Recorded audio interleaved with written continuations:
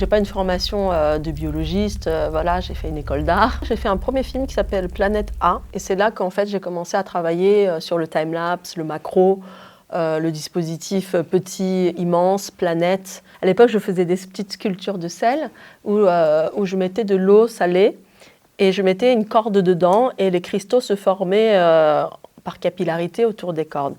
Et je trouvais ça très beau, donc je le cultivais comme une plante.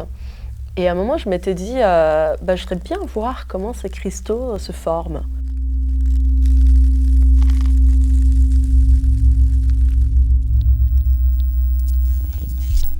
Après, je suis sortie d'école, je suis rentrée au CNRS. Et donc, je faisais des films documentaires pour le CNRS. Je faisais mes propres films documentaires en rapport avec le Japon, puis les planètes que je voulais continuer. Donc, j'ai fait un deuxième film en 2011 qui s'appelle Planète Z, où j'ai introduit des moisissures et des champignons pour créer une planète où il y a deux règnes qui cohabitent.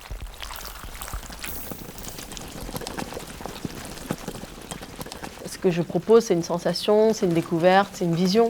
J'avais pas une ambition de faire un long, mais en discutant avec des producteurs, on me disait mais ça serait peut-être chouette de raconter plus de choses avec cet univers-là. J'ai dit à mon scénariste que je voudrais que ça soit des graines de pissenlit qui nous guident dans cette aventure. Puisque les graines, c'est les formes la plus mobile des plantes, donc elles peuvent nous amener à plein d'endroits. Et donc on a écrit cette histoire où la Terre meurt à la 3 premières minutes du film, et une boule de pissenlit s'envole et voyage dans l'espace, et là ils arrivent sur une Terre où il n'y a rien. C'est tout un parcours de différents tableaux d'écosystèmes différents, avec des changements à la fois climatiques, à la fois avec de l'eau, avec l'air. C'est un parcours très lié avec l'environnement, le climat, la température. Donc on a fait tout un tournage en Islande, où on est allé filmer du coup le monde gelé. Donc on est allé filmer les icebergs, on est allé filmer sur les glaciers, à l'intérieur des glaciers. On est allé filmer sur un lac gelé aussi, sur une rivière où les personnes se font emporter. Mais on est encore en train de mettre un point, mais c'est que des machines bêta, quoi. Ça n'existe pas, donc on est vraiment dans l'invention. Pour le film, on a donc différentes techniques qu'on utilise. Il y a bien évidemment le time-lapse que je maîtrise depuis 15 ans, du coup. Ça consiste à prendre des photos d'un végétal ou quelque chose qui se métamorphose dans le temps. Pour le projet, on a acheté 17 appareils photo qu'on a installés donc dans une orangerie pour filmer toute la partie végétale, surtout, du film, pour faire pousser des plantes. Et en fait, ce qui est important pour moi, et ce que je n'avais pas pu faire avant, c'était de créer une vraie condition pour que les plantes poussent. Parce qu'on avait construit donc des bacs, on a mis du sable, on a mis un système d'irrigation d'eau pour ne pas qu'on voit la main qui arrose, et puis la plante qui pousse. Avant, je faisais des plans fixes ou du travelling. Ça, je savais le faire. Mais moi, je voulais rentrer encore plus dans les plantes. On veut être graines, les graines, ils rentrent dans les plantes. Donc moi, je me dis, il faut rentrer dedans. La nouveauté, c'était on avait développé un bras robot qui fait 400 kg, qui est un bras industriel. Donc c'est normalement utilisé dans l'industrie d'automobile, qu'on a récupéré et que l'ingénieur, il a fait en sorte que voilà, on peut mettre une caméra et que ça bouge comme ça. Voilà, ça y est, il est parti. C'est bon, il va vers nous. Accepte d'être dans la lumière, je veux dire. Ah, bravo.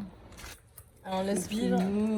Vas-y, tout droit. En même temps que ça, on avait un studio de tournage où on a filmé les abeilles, les insectes, les papillons, les limaces, toutes sortes d'animaux et des effets spéciaux, parce qu'on voulait faire aussi des effets spéciaux live, des explosions, la pluie, des grêles, des tsunamis.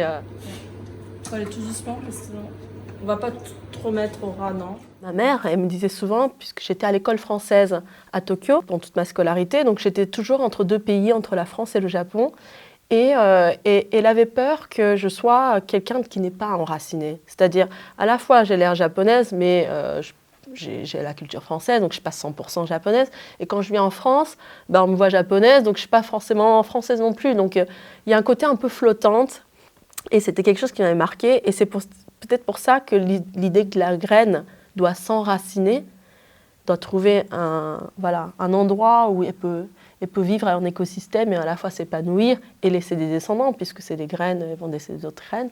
C'était quelque chose d'une métaphore peut-être qui vient aussi de ma culture.